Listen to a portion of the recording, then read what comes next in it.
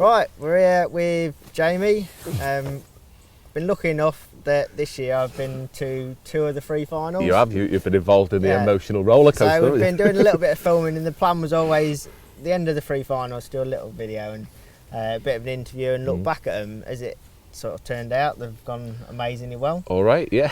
So so we're here at Cudmore. Thought it was quite fitting to come here and do it. Yeah. Considering you've had a couple of wins here as well. Yeah, I've been in this lake a couple of times. Oh, 3 times we've been in this lake now. Yeah. Yeah. So I just thought it was a perfect place to come, have a little bit of a chat. It's going to be a 2-parter. First part, we're going to look at the finals and sort of cover that side of it. Then the second part is I'm going to be like Piers Morgan, and we're going to dig into Jamie Hughes and find out all about him. But right, so we'll start off with the finals basically. So early 2019, the qualifying season's about to kick off. What was you expecting from this year? It's same as every year. When the qualifiers start, my main aim is to get in one final. I mean, if I get one final a year, maybe 2, because I'm getting a bit greedy now. But yeah, I want to be in one final each year. Yeah. That's the start, and any more than that's always a bonus. Yeah, and then obviously, what was it? By April, May? Yeah, a bit earlier. I was last year. I got really lucky last year. I think I was in all 3 by end of May. This year I managed it by end of April. Yeah. I got really lucky. I had 3 very nice pegs in both or all 3 events.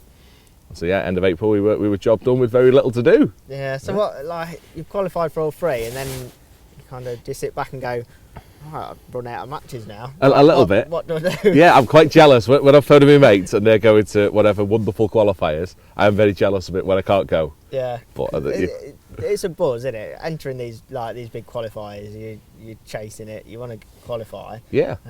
Do it early, and then you've kind of like, it's almost a bit of an anticlimax. Yeah. It is. And you're waiting. The match itself, the qualifier, it's half of it. Yeah. Do you know what I mean? It's lovely going to them different venues and chasing the dream, if you like. So obviously you qualified for 3 finals. The first one was a fish show at Hayfield. Yes, that was the first final I qualified as well for that. And so it was still a bit too early. When I qualified in April, so you forget about it. Yeah. It's pointless. I've been in them that many times now. If you get worked up and start thinking about it all the time, you fry your brain and you start thinking of stupid ideas that you don't want to go down that route. So I tend to forget about it. You know what I mean? Do lots of work, do lots of coaching, whatever else. And then when's Fish Show? Fish Show's July. I probably started thinking about it sometime mid-June. That's when you start focusing on it. I think I went to Wakefield. I mean, that's obviously what I was going to come on to. But like the prep side of it, is it very much like, do you approach it as just another match? Or is there a little bit more goes into it, more practice? Or is it a case of I'm confident in what I do, I'll do a couple of sessions, get my eye in, and then... A little bit. Hayfield's still very much a work in progress. With it being a new venue to me, or relatively new, I've been there a dozen times. I still feel like I'm learning it. So I'll see what mood it is, and then work out what methods it's becoming, because Fish Show now is becoming very much a shallow match. That time of year, it's what carp do. They swim around all over the lake. So it's improving. The last 12 months have been, after getting my arse kicked by Andy Power, I mean, you'll have definitely seen this with me being obsessed with it. It's my Waggler fishing. Yeah, I needed to make my Waggler fishing. We're out like once a month, and every time it's like having a bit of a nose through Jamie's box, and there's another little Waggler. Oh, that's the latest one, and so it's obviously something that you're always thinking about and working on. It's working out and perfecting, or to the best of my ability, the methods that I think are going to be required on each of them finals. So Fish Show definitely was the one that I put the most effort in this year. Yeah. Working out that, and then hopefully get a chance on the day. Talk us through the final then. So you've drawn... What did I draw on Fish Show? 2. Yeah. 2, which was 26 at Hayfield, I'm going to say. Yeah, 26. I spat my dumbbell. I weren't happy one bit, just because there's not a lot to go on, because there's only been one final there, but it's not a consistent area of the lake. I mean, it's a nice area. I do quite like it there. Anywhere to my left, I'd have been happy. It's just a moody area. But I draw my peg and I thought, I'm not too happy. But then me, Jake and Rich had a walk, and Andy May was in the final this year, and he normally demonstrates on the right-hand bank sort of thing. Yeah. And that wasn't happening. So all of a sudden I thought, well, there's that massive amount of water there to my right, which is the only area on the lake that no one's going to be fishing in. So maybe they could end up there. So all of a sudden I had a bit of a glimmer that maybe it could be all right. I'd have half a chance rather than no chance. Yeah. And then so obviously what was your approach? I mean, I was there. I saw it all unfold. Yeah. But, it's just really simple, wasn't it? It was all. I don't think I plumbed up. I may have plumbed up a long line, but I didn't use anything. I started with that shallow on the pole, or weird shallow, like almost not feeding. I've had a big long line and I've just swung it and plopped it. Couldn't see any fish, but just plopped it about. I think we caught 3 on that the first hour, if I remember. Yeah, I think the first half an hour was. Did you put 10 kilos? Yes. Yeah. Yeah, and then I went half an hour without a fish. Yeah. And that was time for a change then, and then I fished Waggler. Yeah. I fished Waggler for 4 hours, nearly 4 hours, quick going the bomb. And it was great for 3 hours. We were in the game, weren't we? It was really, really happening. Not fast and furious. It was 2 or 3 bites an hour, or 2 or 3 fish an hour. So I've lost a couple of foul lookers that, in hindsight, if I'd have landed them, I could have won. But just the last hour, it just went for me. Yeah. I mean, myself and Jordan, it's as if everything sort of moved towards the island. Yeah, and then Simon and Andy suddenly was catching. And yeah, I mean, they're awesome anglers that aren't going to make a mistake when they're on them, and they let me have it in that one. It for me, just watching it was agonising, because it's just all the way through. It's like you're leading, you're second leading. He's always there or thereabouts, and you're thinking, just carry on like this and just keep putting fish in the net. And then it was just like you said, the fish just moved, and you and Jordan just went from catching and getting signs, and suddenly there was nothing there, and it's like, and then you just look across and Andy on the pole and he's catching 6 and 6 chucks, and it's kind of game over there. Not meant to be that one. Yeah. No. So you was close, but obviously you're in them finals to win them. Yeah. And you've gone home. How do you pick yourself up from that? Is it kind of right, put it behind me, move on to the next one? Yeah, pretty much. Yeah, it takes sulking for a while. I think I had a couple of days. It wasn't a happy drive. Did your missus go, all right, I'll keep out the way for a couple? Yeah, she knows when to just leave me to it. But it was weird because there was no expectation at the start because the peg had drawn. It was a bit of a nice surprise, but at the same time, for 3 hours, I thought I could win. Yeah. I mean, which is nice because that's all you go there for, is to feel that you can win. It's horrible drawing a peg and fishing for 5 hours when you know you're not going to win. Yeah. I've been in that position, but that one I thought, for 3 hours I thought, if this goes my way, I can win this. Yeah, and then obviously the next final is exactly the same venue. Yeah. You go in the draw bag, nearly draw exactly. What did you like? Oh no, here we go again. No, very different. I'd have took, what did I say I was in Fish Show? I was 26 in Fish Show. Yeah, 26 in Fish Show. And I've drawn 25 or peg 11 in Match This numbers. I'd have took 26 as well. Yeah. That little area, it's very consistent. You know what I mean? It's always got some fish there. It's not an area that you draw and you go, no, not a chance. I was happy. Yeah, definitely. That was, out the 3 finals, that was by far my most confident where I'd drawn. I thought, yeah, I've got a real chance here. Because I'd actually drawn 27 the week before in a practice match as well. So I'd literally been on those 3 pegs. It's like, if I don't know that'd been my area, yeah. Yeah, I'd worked it out a little bit, and the practice match had been a lot more how the Match This final was going to be. Yeah. With feeding carp. I mean, no shallow fishing, almost no shallow fishing whatsoever. It was all about bomb and short, that's my favourite way of fishing A-field. Yeah. I mean, what was it? Started on the short pole, caught a couple of fish short, didn't you? Yeah. In final, that was good. Yeah. Very, very windy. I caught 20 pounds short, and then I've gone long, hoping to catch, because Andy Bennett had been, what was I on, 25? Andy had been on 23, I'm going to say. Yeah, 23 in the British Pole Champs. And he won the match. He had £260 in a pole match, which I think makes a massive difference when there's no pellets getting fed. Yeah. But I still thought, I don't need £260. I thought if I catch £100 out there, that's going to put me in the gang. But I've shipped out to 13 metres and it's just not, nothing's happening. Yeah. I thought, the wind was bad as well. It was a mess, wasn't it? Especially that early part of the match. It did die off a little bit, didn't it? But yeah, and then you've chucked the bomb out and it's like, it's gone in the end, isn't it? Yeah. We caught a couple on the bomb. I don't want to go into this, but we'll touch it. We'll be nice.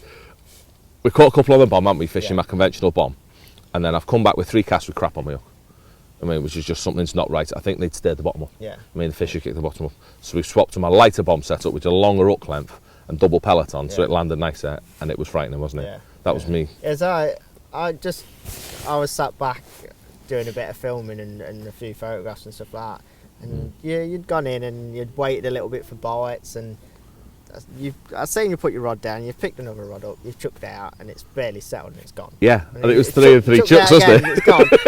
And I'm sat there, I'm like, and Rich was sat with me, I'm like, what's he done? Like, you could see, because probably a lot of people didn't notice so much because like we're just proper engrossed in what you was doing. Yeah. But it's like you've done something different there, and it's been a massive like. Yeah, it was terrifying. And then it's just wasn't like you're catching, and then like Craig started catching.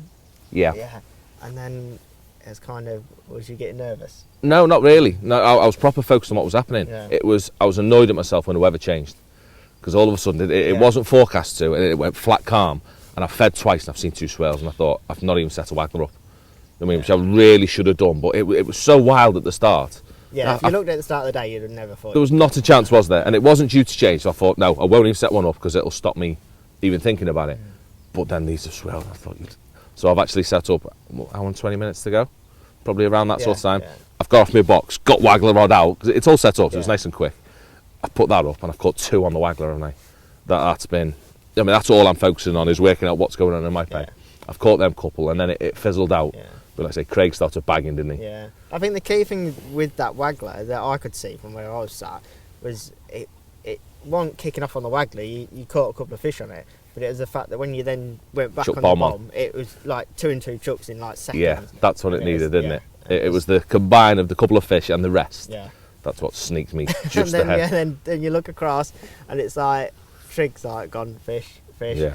And he'd been catching steady anyway. But you was always in front, and it was like he could never close that gap up. And I think some people thought the gap was massive. I sat there with Rich and said, I think James like 20 pound in front. And then then Craig's gone, boom, fish. Yeah, fish, on that 15 minutes short. And Rich looked at me and gone, well, if you think he's 20 pound in front, he's not now. And I went, no, he's not. Yeah. And then I was in my mind, I was going, I must be wrong then. I must be wrong. And I was trying to convince myself that you was miles in front. But in the back of my mind, I was thinking, I've sat here and really concentrating on what you've caught, and I've concentrated on what he's caught. Yeah. And I thought it was like really close, wasn't it? Yeah. I think he's had 4, hasn't he? Or he's had 3 and lost 1. In the last 15 minutes. If he'd have had a minute more, I think he'd beat me. Yeah. They were coming quick, weren't they, at the end? And I couldn't get a bite. I tried my shot and I couldn't get a bite. Yeah. But I was getting lucky that one. It's for show again. There we go. Yeah. And then the weigh-in, it was horrific. Yeah. It was horrible, and it was so close. Yeah. They nearly dropped the fish in. Yeah, only a little one. Yeah, I've pounced on that. Yeah. And then, obviously, you weighed in. You'd done enough. What was it, 5 or 6 pound? Yeah, a bit more, 7 pound, I think. One fish, one decent fish. But then it was like, I'm not, until everyone's weighed in, I'm not accepting it. No. Like, so we walked all the way around the lake, and it's like, till the last person's weighed in, then that's it. Mark Stainsby, 10 kilo, that means the new champion is this man in front of us, Jamie Hughes. Brilliant. Well impressed. Congratulations. Give us a hug. It's a Hughes thing, it really is. Yeah, as soon as Mark on the MPEG pulled his net out, that was just an instant relief, wasn't it? And that was obviously one, I mean, you've been quite vocal in the fact that the match this was one that you felt that you needed to win. Yeah, it's the one I'd have put that top of my list. Yeah. Just through close calls in the past. I mean, I've said a few times, my biggest regret in fishing is not winning that the first ever year. It was about when Andy Powell won. I should have won that. I messed that up, monumentally messed up on that day. I should have won. Yeah. And it's since then, that's what I wanted, and to finally get it, amazing. And then, so obviously you won that. It's like, so we've had the heartache of Fisho, then we've gone to the highs of match this, and then it's golden reel at Larford, and it's like, right, we go again. Yeah. Do you think at that point you're thinking kind of my year's done? I've won my final. Of course it is. Yeah. Lightning doesn't strike twice. I couldn't expect to. A couple of days before, I'd have gone, now, John, I've had my turn. Yeah. What happens. But if you asked me the weekend before, I forgot about that. Yeah. I mean, the weekend before, I think we went. Yeah, we went on the Wednesday before. Yeah. I think I'd been there the weekend before that, or I'd been there shortly before that as well. And also, I was keen. All the other finals I forgot about again. Yeah. A few things I'd learned from Hayfield were working quite well at Larford, depending on the weather. Yeah. And the week leading up to Larford. We went on the Wednesday, and that video is actually like it's out now. People will see that on YouTube. But the venue just switched off. Yeah, it was just unbelievable. It changed colour, and the fishing was so difficult. Andy was there. Jordan, I think had one fish. Andy had one fish. Yeah. It was just, and we was fishing on that Wednesday, and you was kind of the best of the rest that day. Yeah, away from the end pegs, I was still happy with how it went, wasn't it? We learned a little bit. The wind made it hard, didn't it, on that day? Yeah. But what I'd learnt down the edge in a previous match a few weeks before was massive that day. Yeah. And that day, it didn't quite confirm it, but it made me happy still, if I could have done it better. Yeah, and then obviously we drew on the Friday night. I monumentally spat me dummy on the Friday night. I just went to bed. I drew my peg, and I went to bed. I watched everyone draw. I can remember I text Jamie, I was like, where you drawn? His text back, he's like, check it, I'm taking the family to the zoo tomorrow, I'm not fishing. I did as well, didn't I? I'm going to survive. So I'm not fishing, we're going to the zoo, I'm just going to have a day out. Yeah. And, yeah. And that was the one that I didn't go to that final, so Rich was there doing some filming for us, wasn't he? But I missed that one, and I can remember I got something arranged and I was in Nottingham for the day, and I was so engrossed in all the live feeds. It got to the end of the day, we were sat in Nottingham, there was a load of us in a pub, and there's me and like my missus and like 3 or 4 couples, all sat around a table in a pub watching. You got a phone? And I've got them all like, I was all engrossed, and everyone's like watching it. I'm like, it's gonna do it. And everyone, so it's like we're all sat there just watching this phone, like drinking beers. Like, come on, Jake, come on. So it's like, even though I wasn't there, I was like, I couldn't just get away from it. It was. It were. I just said to you this morning, haven't I? That were a weird match of 2 hours. First 3 hours, or at 2 o'clock, I'd have gone home if you let me. Yeah. I mean, I've mugged 5 carp, and there's nothing. It's not going anywhere. Pete's giving me a kick in on the next bag. I thought nothing was going, and we fed down the edge, and they come in with 2 hours to go. And from that point, I can honestly say, without being, I don't want to sound like a knob or anything, that is the most focused and the best I've fished a margin ever in my life. I mean, I don't think I missed a bite almost. It was just lovely, feeding in the right way, what we'd learned a couple of weeks before, sitting there waiting, and just never losing my head. It was just catching one fish, and slowly we whittled away at Pete's lead, and I think I've landed one. I've got very, very lucky again. I've landed one with 1.5 minutes to go, or 1 minute to go I've landed one, probably £8, and Pete's lost one just prior to that, so probably about £10. Yeah, I think like talking to you, talking about tactics and stuff like that, like, you always do things a set way and keep it simple and everything, but the Larford match almost seemed like you had to kind of rip up your own rule book and do things a little bit different to what you normally do, as in like rig wise and stuff like that. You did things different, and do you think that was the edge that you kind of, even though you normally do things a set way and you keep things simple, but you can still go, hang on a minute, that's not right, I'll do it. Yeah, we had to change it. Not so much on the Larford match, it was 2 matches previous, but at Larford, I learned that the way I fish an edge conventionally, or I worked that fishing a certain type of edge, when you're fishing up against something, you do it one way. If you've got a Larford, I call it a beach, because it's that sort of, you have to fish in a different way. You can't set that trap and have a tight rig over the top of it, they touch it and go. We learned that even the way that they swim into your peg as you sit on your box, I've said this a few times. We touched on the live video that not the live match that we did, the fact that they come along the bank. Yeah, they don't come out from out in the lake, and having your rig that way, I mean long ways, you get a bite, whereas if you have it laid down into the lake, they bypass it and come on the back of it. That was huge. It's the tiny little bits like that and the way, obviously how close it was again. It's like one fish. Yeah, and I forget amounts in that one. Yeah, 151. Yeah, half a fish. Yeah, you knew it was close, didn't you? Yeah. And so obviously you weighed in first. It's kind of the reverse of what it was like. Watch this. Like then you're there waiting for. Yeah. Did you go and watch him weigh in, or could you not? No, not a chance. No, I weighed in. When I weighed in, I was amazed what I had though. Do you know what I mean? I didn't think I had, and all of a sudden I weighed in 151, and I was like, whoa. I didn't think I was expecting 120, 130. And then I started thinking, wait there, I might have that. And then when Pete's weighed 146, he had his last net, he weighed whatever he weighed, and then he had his silvers nets come with 4 F1s and a skimmer in, and they had to go £16. I was thinking, as long as they're the little F1s and not the big F1s, I'll be all right. And they went, whatever they went, £10. You guys got £15. I don't know. Well, we're about to find out. Well then, Jay. Hold on, mate. Hold on, mate. No. Get in the lake. Come here, mate. Yeah, right.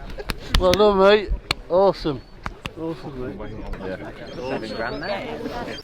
And yeah, my So- mate came screaming down the back to me. So what does it feel like, obviously, to win again so soon after the other one? The first person to win, like, the big three. Yeah. It's like, do you just sit there and go, how did that happen? Yeah. Is it like, Well, that's the first thing I said to Rich. Literally, the match finished, and what's going on here? yeah. You can't believe it's happening, No. especially from there where I drew as well. Don't get me wrong, I've been on the fish, Yeah.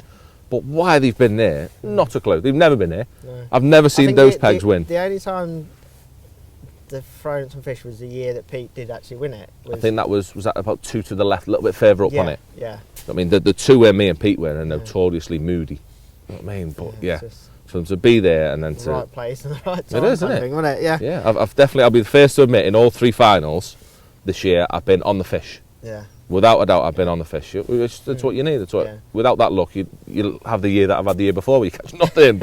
And that's it. And you do look at people who's been in the finals, and even like, and like, there's to a certain extent, there's luck, as in you've got to be in the right area, Mhm. and then Yeah. then you've obviously got you've got to beat the people that's also in that area with you. Yeah. So you're almost fishing like a mini match at times, like that. That match was between you and Pete. No one else was really. No one was even Yeah. in the same ballpark. No. And then the match it was you 5 or 6 in that row. Yeah. Same with Fisher, same zone, wasn't it? Yeah. Yeah. And it's kind of, if you're not in that match, then you're not in it. Mm. But you've obviously been in the right area and done damage when needed Luckily, to. it's gone my way this year. A little bit of luck, I mean, but as long as you're employing the right methods and you've got confidence in them, What's there's no chance. what's the reaction been like from everybody? It's like, it's just lovely. You know what I mean? It's all been nice comments. Yeah. It's crazy. It's like you see stuff on Facebook and everyone's really complimentary. There's calls for you to be in the England float team, feeder team, that's all a load of rubbish, isn't it? But rule the world. But what's it like? I see the Facebook side of it, the fishing side of it. What about like when you're at home and you're like a local celebrity? Now, no, just No fishing doesn't exist when you get home, does it? Open top buses through the town, or Yeah, family parading me around in the Comet. no, business as usual. yeah, Get home, straight back to family life, and yeah, crack and that's on, it. Changing nappies and. yeah, no, I'm done with that. Yeah. I'm out of nappies now, done. Isn't it? But My no. daughter's out of nappies, Rob. Yeah.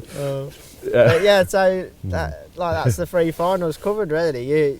It's obviously heartache, Fisho that kicks things off, Yeah. and then it just gets better and. That's what makes better you and want to better. do things. It's the close calls for, like myself, I've had in the first one, and then what Craig and Pete have had. Yeah, I mean, I've been there. I know what it feels like, but it Yeah. makes things so much better when you win one. yeah, When you finally get it, it just makes it better. yeah, definitely. Right, well that's the end of part 1. What we'll do, have a quick cuppa and then pop back and Yeah. Lots more questions. yeah, Isn't it? loving Be it. gentle.